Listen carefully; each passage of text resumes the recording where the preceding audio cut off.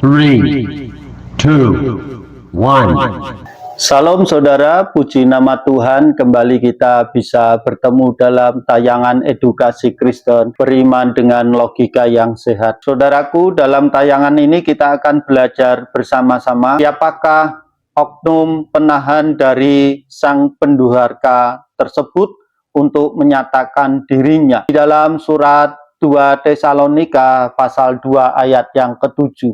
Rahasia kedurhakaan sudah bekerja di dunia. Kekuatan-kekuatan yang akan membawa antikristus berkuasa sangat ingin mendirikan kerajaannya yang tidak kudus. Di dalam surat 2 Tesalonika pasal 2 ayat 6 sampai yang ke-7. Namun Paulus juga menyisipkan elemen penting, hanya sekarang terdapat yang menahan hingga ia disingkirkan atau diangkat. Siapa atau apa yang menahan ini? Dalam surat keduanya kepada jemaat di Tesalonika, Paulus meyakinkan gereja di sana bahwa mereka tidak sedang hidup pada hari Tuhan karena hukuman akhir zaman belum dimulai.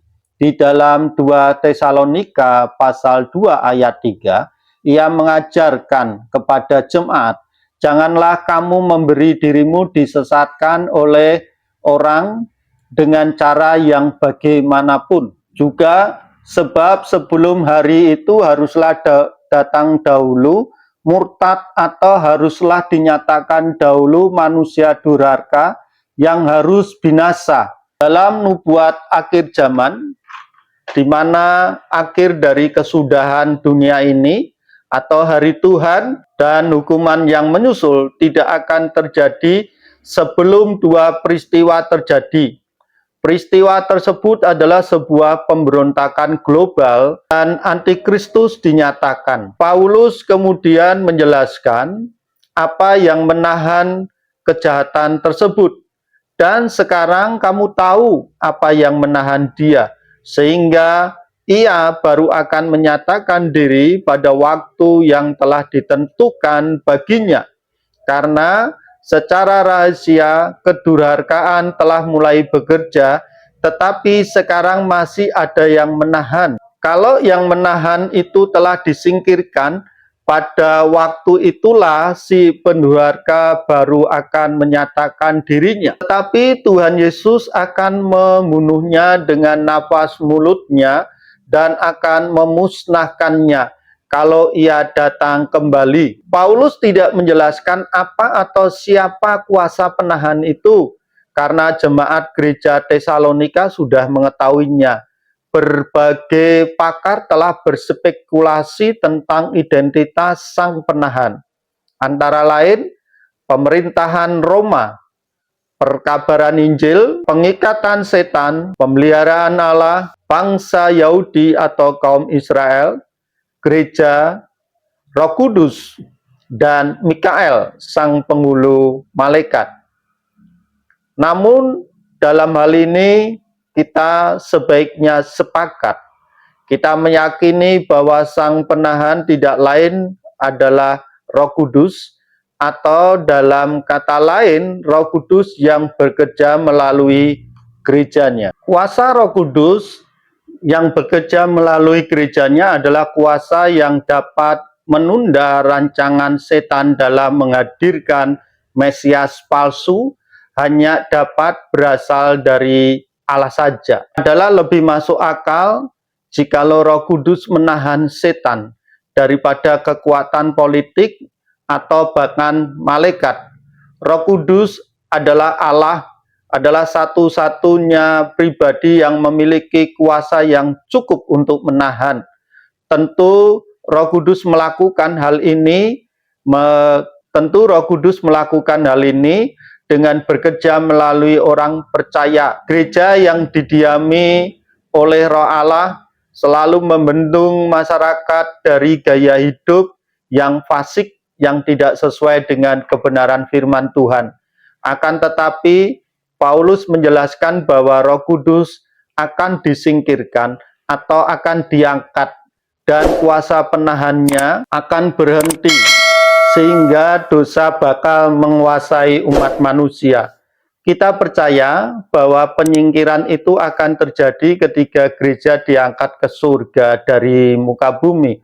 2 Tesalonika pasal 2 menerapkan bahwa penyingkiran kuasa penahan itu mendahului pengungkapan antikristus karena bebas berkuasa. Namun setelah masa kejayaan antikristus berakhir, Tuhan Yesus akan kembali dan menumpas manusia durhaka itu melalui kuasa nafas mulutnya.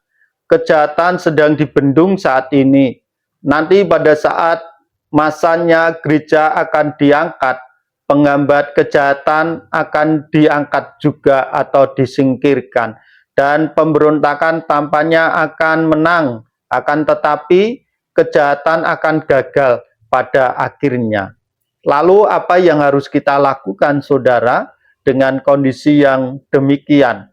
Apabila kita menyadari bahwa si pemberontak akan menunjukkan dirinya dan beroperasi dengan berbagai kelicikan, maka kita perlu menjaga hidup dalam kesucian dan patuh kepada firman Tuhan. Kedurhakaan merupakan penolakan terhadap aturan dan kehendak Tuhan. Sebaliknya, orang beriman dipanggil untuk menjalani hidup sesuai dengan norma kebenaran ilahi. Dengan demikian, kita berusaha coba menghindari pelanggaran, menerapkan keadilan, cinta, dan kesetiaan. Kehidupan yang suci adalah bukti yang kuat bagaimana gereja Tuhan semakin kuat untuk melawan kejahatan, serta merupakan persiapan batin untuk menyambut kedatangan Tuhan Yesus kedua kali. Ayat ini mengajak kita untuk tetap sadar dan siap, sedia. Kedatangan Tuhan Yesus akan menghancurkan si pendurhaka. Tetapi sebelumnya ada periode di mana kejahatan akan mencapai level tertinggi.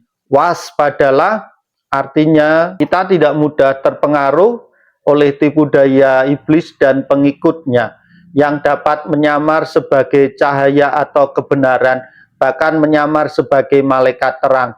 Berjaga-jaga juga berarti selalu siap secara spiritual menjaga iman agar tetap menyala dan tidak terbuai oleh kesibukan dunia yang membuat kita melupakan tujuan akhir dan harapan kita. Walaupun sang pendurhaka itu nantinya akan muncul, namun berita baiknya adalah Sang Kristus akan kembali dengan kekuatan untuk mengalahkannya. Hal ini harus mendorong orang percaya untuk semakin giat memberitakan Injil dan lebih termotivasi lagi. Dalam kondisi dunia yang semakin mendalam menuju pada kegelapan, umat Kristen atau orang percaya diajak untuk menjadi terang dunia. Menyebarkan Injil merupakan cara kita menarik individu-individu dari belenggu kegelapan dan mengantarkan mereka kepada kebenaran dan memberikan kemerdekaan yang sejati terlepas dari penghambaan dosa. Semakin banyak individu yang mengenal Kristus, semakin kuat pula dampak kebenaran yang akan memperlambat penyebaran kedurhakaan. Puji nama Tuhan, kiranya saudara terberkati melalui tayangan ini dan saudara bisa bagikan kepada rekan-rekan yang lain sehingga mereka pun terberkati sebagaimana saudara diberkati. Tuhan Yesus memberkati.